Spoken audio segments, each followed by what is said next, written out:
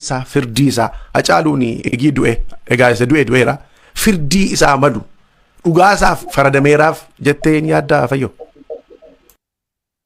Ana guyyaa san sila dafee na qaba baay'een turre hoggaan dhaga'u dhaqeeni galaanitti bakka du'e kanatti keessa gadi galuu isaa kuman qaban galaan naannoo kun dumee sana nan beeka.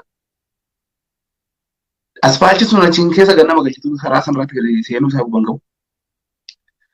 Gara manaatti bakka meeqaan seene isaa iddoo sana argachuudhaaf boodarra dhaqqabeera. Bakka dhaqqabe sanatti konkolaataa isaa keessattis seene ilaale Hacaaluun kan du'e achitti miti akkan ofii kiyyaa hubatetti. Dhiigni Hacaaluu barcuma duuba teessoo duubaa kun hin jiraami. Gateetti kanarraan gadi rukutame ilaali. Karaa kanarratti dhiigni xiqqoon shila xiqqoon mana dibamtee jirti ilaali. Xiqqoo sanaa achi dhiigni konkolaataa keessa hin jiru. Meen attaa murteessa namni achi gaafsan sana ture.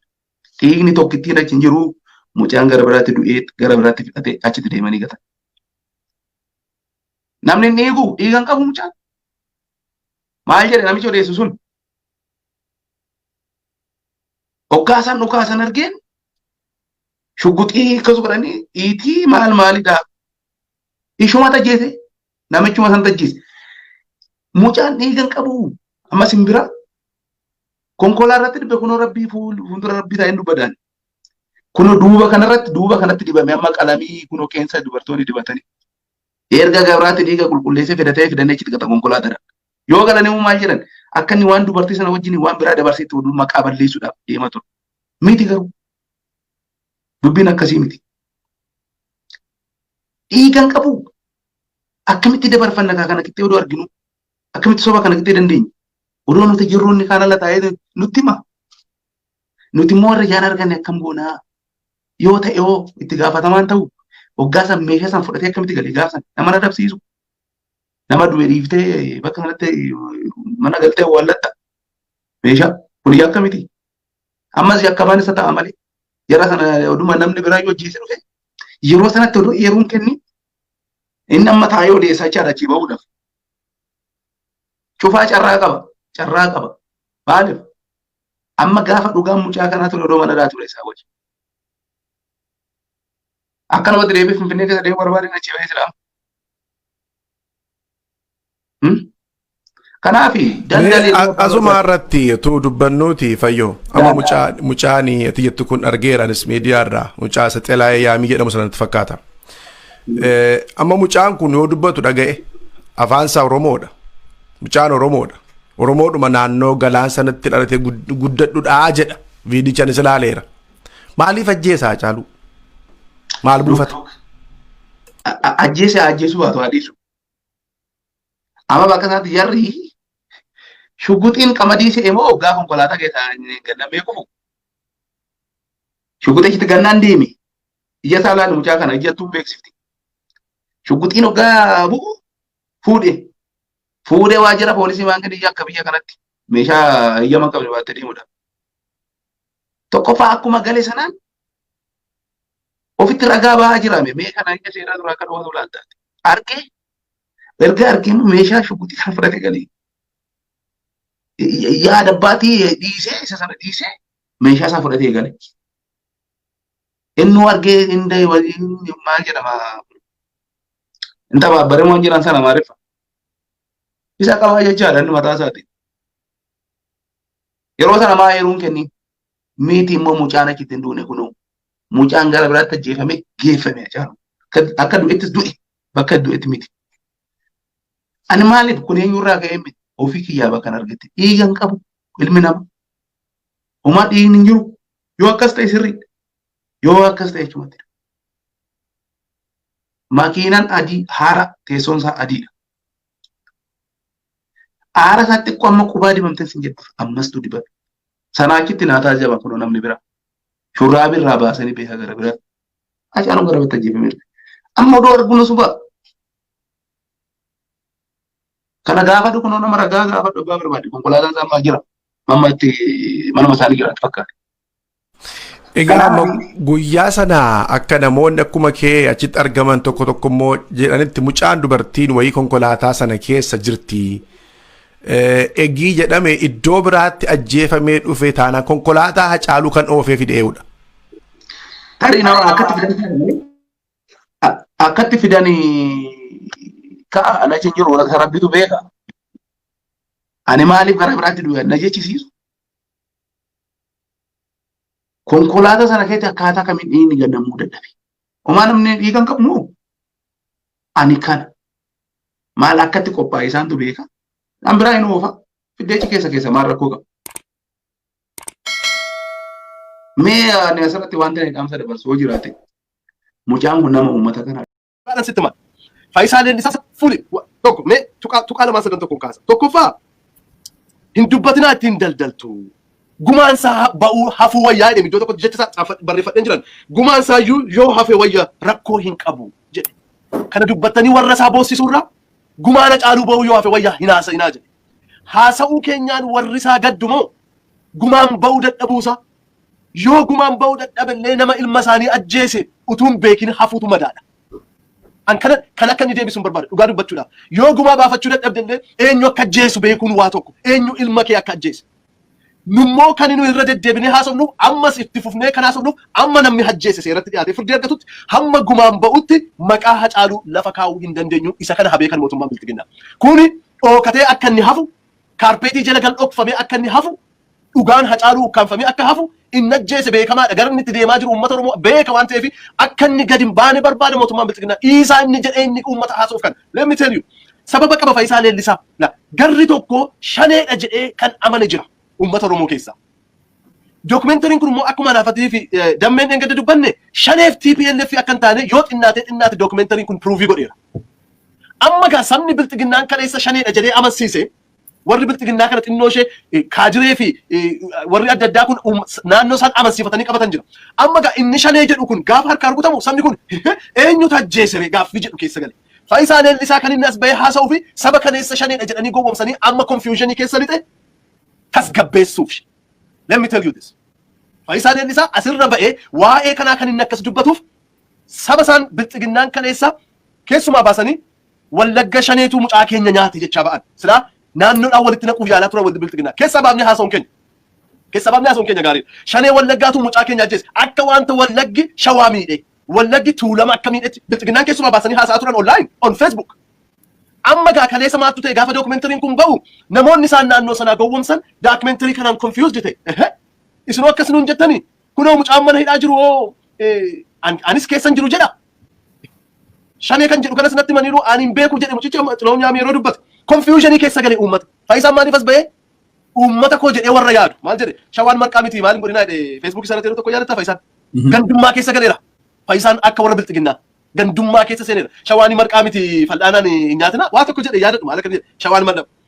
Kaayyoon isaanii inni guddaan shawaaf arsii walitti buusu, shawaaf wallagga walitti buusu, shawaaf naannoo dabraa walitti buusu irratti garmalee hojjeta biltiginnaan. Uummati garuu hin dide. Hamboo jalaan qabu, ginci jalaan qabu, shawaan jalaan qabu, namni jalaa qabaa jiru hin jiru. Oromoon jalaa qabaa hin jiru. Nu tokko wanti gargar nu baasudha jalaa qabaa hin jiru. Fayyisaan kan inni gadi ba'e uummata kanaaf ammas confusionii keessa gashuudha. Tuqaatu tokko inni kun.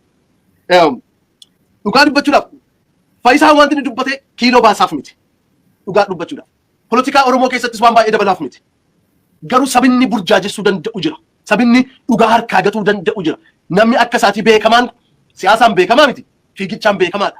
Namni akka isaatii beekamtii guddaa qabu kun fiigichaan beekamtii guddaa qabu naannoo isaa koorse, Oromoo koorse, saba isaa koorse, biyya koorse kuni waan akkasii ba'ee yeroo dubbatu qooda hiriyaasaaf falmu mootummaaf yeroo falmu.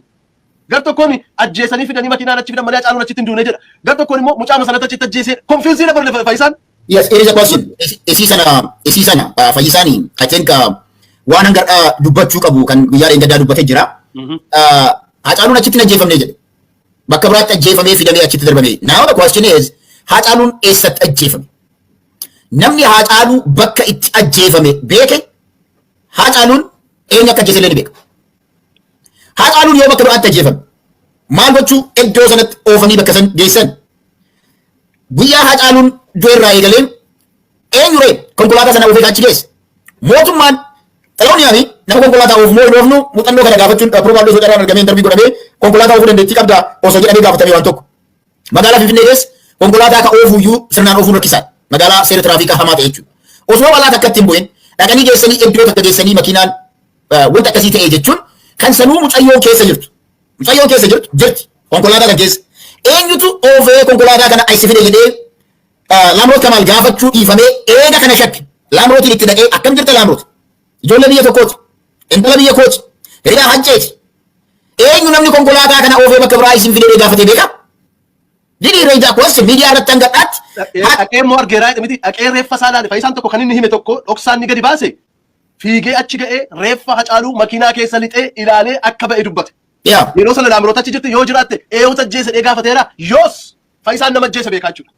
Kanaafi Fayyisaa Leellisaa gaafiin hedduu Oromoon yoo kaase gaafii hedduu yoo tarreessine iddoo sana eega jiraatte yeroo sanarraa hangadhaa akkamitti akka dubbachuu dhabde dhimmi nama kanaa maaltu sitti dhagahamaa yoo jedhame and be silent afaan qabadhaa afaan usaa hin dubbatinaa wanti jedhamu kuni waan dhosuu barbaadantu jedhamas waan akka ukkaamamu Fayyisaan haqni akka sanbaa dabeetiin Fayyisaan maal jedhaa ture mucaan kun amma Hacaaluun du'ee bahee deemuudhaaf jedhaa ture yeroo sana I think akka yeroo sana akshinii isaa yoo ilaalte mucaa kana osoo argeeti boonaa akka inni taase amma ba'ee Finfinnee keessan olii gadi deema jedhee yaada ammanne dhugamat waruma qaleessaa Hacaaluu ajjeesetu mucicha ajjeesa kaa beeka akka isaan dandeettii qaban eenyu akka ta'anis beeka.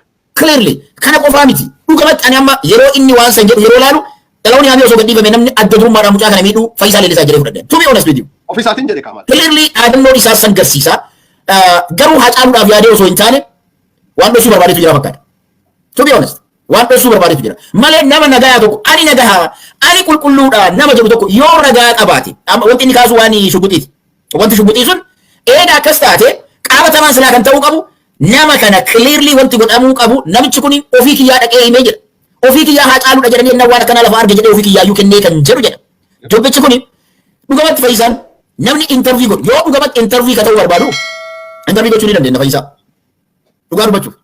Takka takkaan ka'umsarraa hanga dhumaatitti interview gochuu dandeenya. If he is ready. Dhugaa interview keenya dhugaa sitti miti yeroon geesse. Fayyisaan poolisiidhaan iyyuu gaafatamuutu irra jira. Qaalii isaa kennuutu irra jira. Mana murtiitti iyyuu dhiyaatee sagalee isaa kennuutu irra jira. Maaliif Fayyisaan crime area irra ture dhaqee reeffa sana makiinaa seenee argeera. Fayyisaan ragabaatu tokko ta'uutu irra jira waan beeku dubbii isaa iyyuu poolisiitti dubbii isaa iyyuu mana murtiitti kennuutu irra ture Fayyisaan. Hamma irraatti garuu Fayyisaan hin goone kan. Maaliif poolisiitti qaalii laanne Fayyisaan? Maaliif kortiitti qaalii laanne Fayyisaan? Fayyisaan ofirraa dubbii achi qabe. Ofirraa yoo dubbii achi qabu dhugaa dubbachuuf yoo taate yeroo tokko tokko barbeetta dhugaanii afaanis qabanii funyaaniin dubbattii jedhama. What comes to my mind sammuu kee keessatti kan dhufe erga osoo reeffi Hacaaluu iddoo sanaan ka'in bakka sana dhaqe erga dhiigni tokkollee iddoo sana hin turre jedhe dhugamat namni iddoo sana mucayyoon jirtus Laamroot ta'uu erga beeke dhimma Laamroot Kamaal interview kana irratti maaf hin dubbatin jecha tokko hin dhoofne maqaa ishee hin dhoofne jecha takka hin dubbanne maqaa isaa hin dhoofne wanti inni jedhe maali namni dhiiga hin qabu yoo namni dhiiga kan qabu taate dhugaadhaa Hacaaluun achi du'e jennaa yoo kan namni dhiiga qabu eega nanga tishartiin isaa achi hin jirre dubbataa ture. So namni waan kana arge akkamitti galee callisee akkamitti callisteetu ukkaamamtee dhiigni bakka Hacaaluun du'e kana booda ani maatii Hacaaluu hin gaddisiisu maatii Hacaaluu hin boonchisiisu namni biraa abbammaan fedhe lafaa fuudhamee shira mootummaan kun beekuun yakka mootummaan kun beekuun abbama barbaade mootummaan kun yakka kana fe'ee bakka eebaluut ajjeesee dubbii kana dhoksaa yoo jedhame akkasuma bira dabarraa dhimma kiyyaa mitiidha. Wanti guddaan wanti Fayyisaa Leellisaa irraa har'a dhugaan tokko afaan isaa keessaa baate Hacaaluun bakka sanitti akka inni hin ajjeefamne dubbate. Kun waan guddaa. Kun dhugaa lafa jirtu. Hacaaluun ka ajjeefame masaraa mootummaa keessatti ajjeefame maaliif? Fakkeenyaaf Abiyyi yoo inni isatti bilbilee kottu dhimma tokkootiin si barbaada masaraa mootummaa kottu yoo jedhee dirqama ni deema. Yeroo deemu immoo meeshaa isaa shugguxii inni qabu zabanyaatti rakkabee ol seena. Achi booda gurbaan harka duwwaa jira. Akka fedhan itti taphatu jechuudha. Jarri achitti qophaa'anii nafxanyaan achitti qophaatee eegde masaraa keessatti kan itti taphachiisee eenyu Abiyyi nafxanyaa jabduudha. Garuu gara gaaffii yaa kana asirratti fixee Leellisaadhaaf Fayyisaa Leellisaadhaaf kaniin gaaffii dhiyeessuu barbaadu tokko jira. Fakkeenyaaf dhuguma Fayyisaa Leellisaan kuni atiin kun eenyullee Hacaaluu ka ajjeese hin beekamu haa jennu. Okay, kanarratti walii agallu okay. Abbaa isaan beeknu abbaa ajjeese yeroodhaaf. Kanarratti nuti bakki uummata jirru kana jennaa ati warri bilxiginnaa ammoo akkas jettaa kana jennaan Hacaaluu ka ajjeese hin beeknu haa jennu kanarratti walii gallee walakkaatti dhaabbannu. walakkaatti dhaabbannee garuu gaaffii tokko qabna nuti warri uummataa. Maatii Hacaaluu borumtaan mana deemee maatii Hacaaluu kaajjeesee eenyunni Shimallis pireezidaantii naannoon Oromiyaa Shimallis gadi ba'ee shanee fi TPLF jedhe. Viidiyoon inni agarsiisu garuu makalaakiyaa bakka sana shaneen guyyaa sana Amboo keessatti maatii Hacaaluu bira qaqqabuudha yoo dandeesse 4 kiiloo uftee Abiyyi funyaan qabdee fuutee deemuu humna qabdi jechuudha. Guyyaan sun waan sodaatamuuf Amboon sakiriitiidhaan guyyaan ni hidhame. Akka hamaatti makalaakiyaa jettamoo liyyuu haayilii jettamoo poolisii jettamoo milishaa jettamoo waan humna qabu agaazii osoo nafin Abiyyi humna inni qabu hunda Amboo keessa bubbaasee jira.